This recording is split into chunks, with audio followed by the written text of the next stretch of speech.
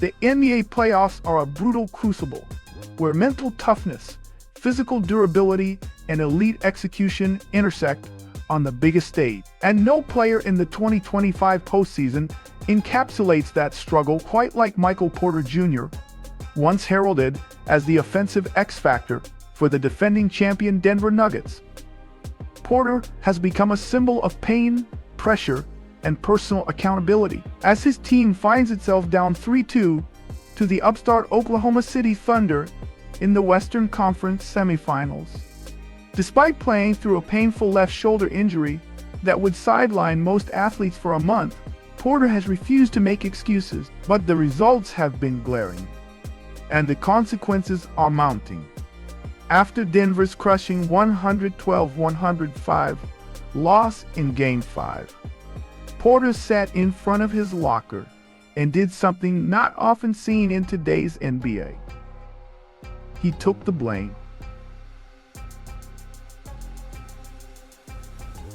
Fully and directly. A lot of the reason we lost is because I'm not helping contribute, Porter told the Denver Post. That's tough. That's really tough. These weren't empty words. They came from a player acutely aware of his role, his contract, and the moment. Porter's stat lines from games 4 and 5 were nearly identical. 1 for 7 shooting, 0 for 5 from deep, and a combined 5 points. For a player making $33 million this season and known for elite $3 million this season and known for elite three-point shooting, those numbers are disastrous. Worse still, his 2 missed threes in the final 70 seconds of Game 5 came when Denver needed him most. One was the would-be game-tying shot with 1:08 remaining. The other was an air ball that essentially sealed the Thunder's win. It's not lost on Nikola Jokic, the 3-time MVP who posted a staggering 44-15-5 line in Game 5. That Porter's shooting struggles have been magnified by the timing. He's open. He needs to take it. We want him to take a shot. Keep shooting, Jokic said after the game. That's the Nuggets' ethos. Trust the pass. Trust your teammates. Trust the system. But even that trust has limits when the margin for error is paper thin and your season is slipping away. Jokic can't do more. He's already carrying a historic load. Without consistent support from Porter and Jamal Murray, who has also battled inconsistency and injury, Denver becomes a one-man band. And as great as Jokic is, basketball remains a 5-man sport. Here's the twist. Porter is not merely struggling, he's physically compromised. According to team sources, he's been playing through a sprained AC joint in his left shoulder. Typically,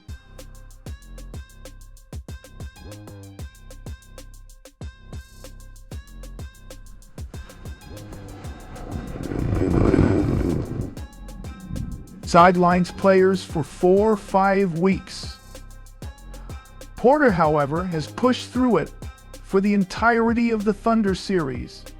The pain is numbed only by lidocaine injections, and while he hasn't used the injury as an excuse, the results suggest it's affecting everything from his shot mechanics to his aggressiveness.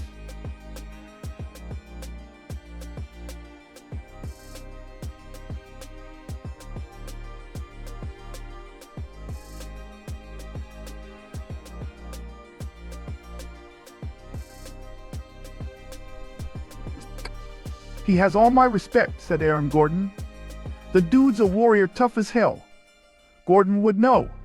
He's played through his share of injury, but admiration alone can't erase the impact of Porter's struggles, especially when they've come in high-leverage moments. It's not all being bad. Porter played a pivotal role in Denver's Game 3 win, hitting 7 of 10 shots for 21 points. It was a vintage MPJ performance. Quick catch-and-shoot bombs, fluid mid-range pull-ups, confident drives. But the last 2 games have undone much of that goodwill. When healthy, Porter is one of the league's deadliest floor spacers, a career 40.6% shooter from deep, standing at 6'10".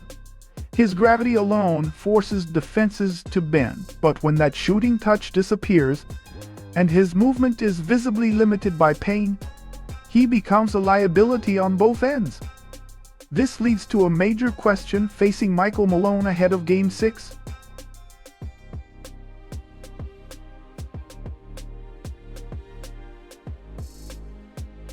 Should Porter continue starting? It's a difficult proposition.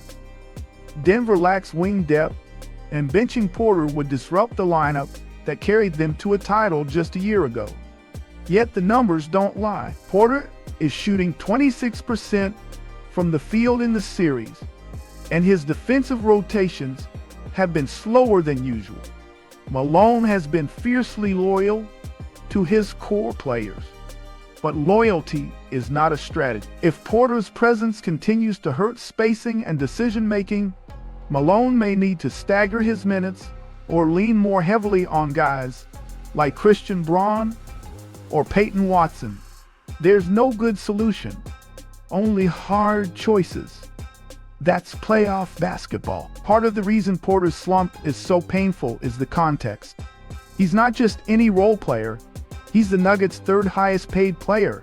He signed a 5-year, $172 million max extension in 2021. And while injuries have limited his early career, this was supposed to be the year he cemented his value. Denver has leaned heavily into its continuity model. Jokic, Murray, Porter, Gordon, and KCP have been the core for multiple playoff runs. But this year, the cracks are showing. Losing Bruce Brown in free agency hurt their bench. Reggie Jackson, Justin Holiday, and others have had moments, but none have the upside Porter brings. When he's right, that's what makes this so hard to watch. Everyone knows what Porter can be, but in this moment, he isn't. Porter's post-game demeanor after Game 5 said as much as his words. He sat quietly, no excuses, just self-reflection. If I'm gonna go out there and play, then I need to help contribute. This is the mental toll of playoff basketball. You play through injury because your team needs you, but when your performance falters, the weight of that failure feels exponentially heavier because you chose to be out there. There's no middle ground. You're either producing or you're a detriment. That's where Porter is. He's caught between valor and vulnerability, and he knows it. Game 6 back in Denver will be a gut check. For Porter, for the team, and for the defending champs as a whole. If Porter can find a rhythm, even for just a quarter, it could shift the series. The Thunder are throwing long, athletic wings at Jokic and Murray. They're daring Porter to beat them. He has to rise to the moment. But if he can't, Malone must consider alternative rotations. Perhaps shorter stints, maybe more motion-based offense to get Porter cleaner looks. But the leash may need to be shorter, because in Game 6, there are no do-overs. Credit to Oklahoma City. They've made Porter a focal point defensively. When he's on the floor, they attack him in pick and rolls. When he's on offense, they stay home on shooters and pressure his every touch. Chet Holmgren's length allows OKC to help off Gordon or KCP and still contest NPGA's shot if he gets the ball. Lou Dort has done a masterful job closing out on him at the arc. The Thunder's confidence is growing. They can taste blood. They can taste blood. And unless Porter becomes a threat again, they won't change a thing.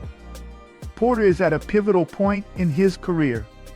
If the Nuggets fall in this series and his poor performances remain the story, he'll face a long summer of criticism. Fair or not, that's the burden of max contract players in playoff markets. He has a chance to flip the script. One big game can redeem a series.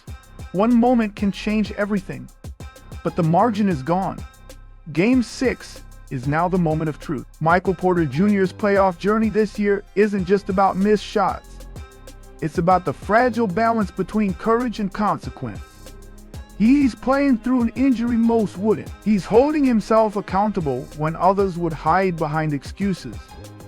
And he's carrying the invisible weight of expectation, contract, and pride. There's still a chapter left to write.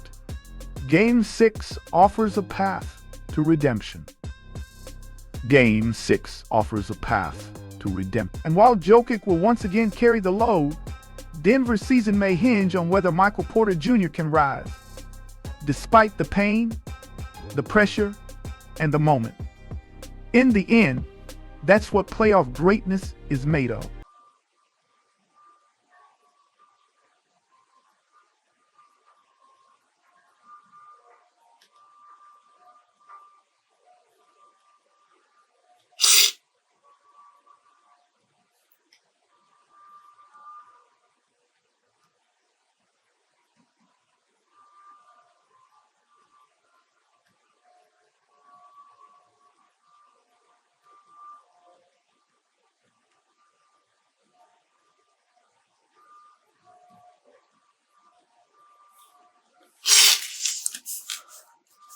Tiếp theo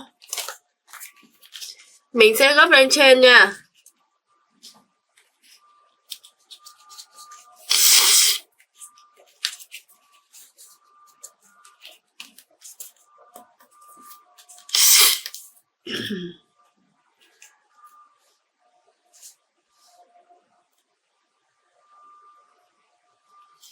Phần này mình gấp xuống dưới nha.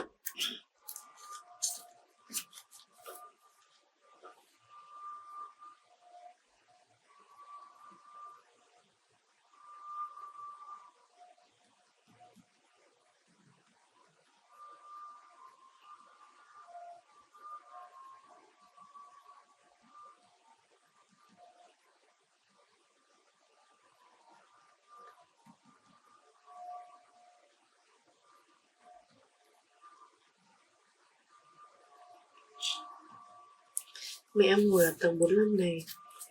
Lúc thì buổi sáng thì nghe tiếng đám ma, buổi chiều thì nghe tiếng đám cưới. Chịu chết. Kiểu là ở trên tầng 45 mình không nghe rõ hay gì. Không vọng lên đi.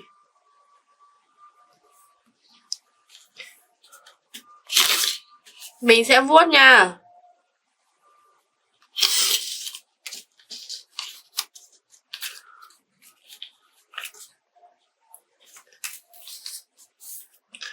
Phần này mình sẽ gấp vào đây nhá.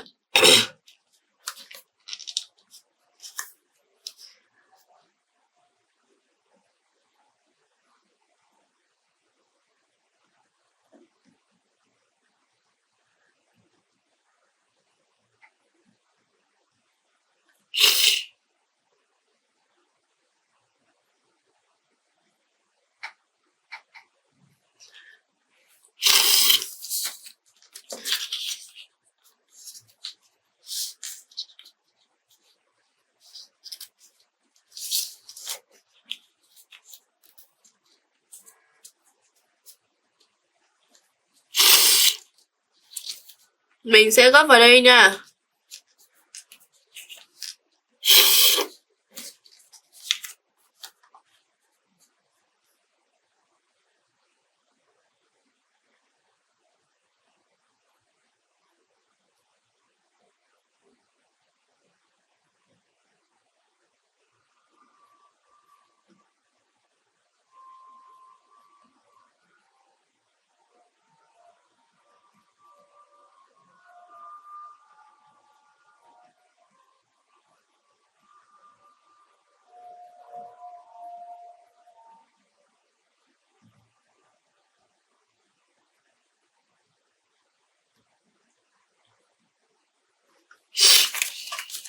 Phần này mình cũng gấp xuống đây nha.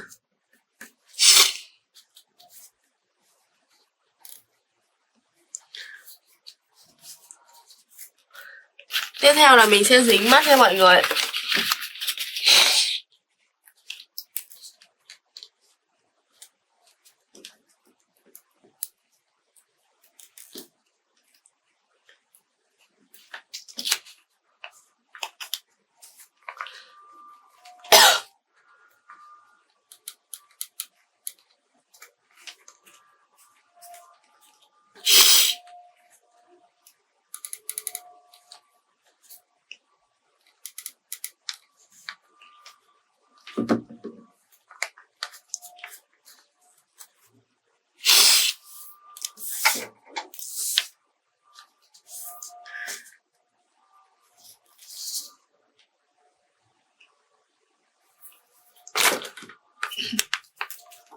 Tiếp theo là mình sẽ vẽ mắt nha.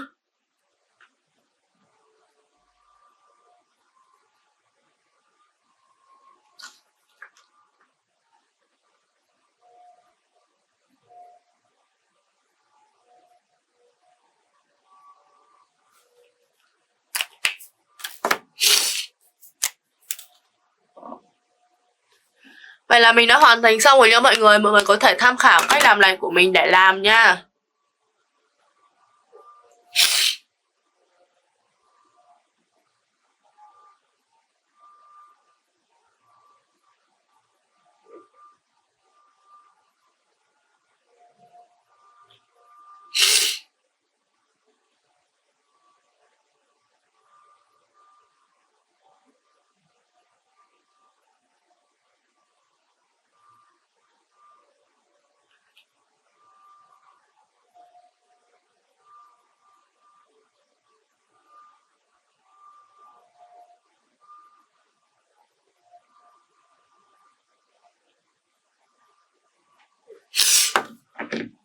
Video của mình đến đây là hết. Xin chào và hẹn gặp lại mọi người nha. Bye bye tất cả mọi người nha. Chúc mọi người thành công nha.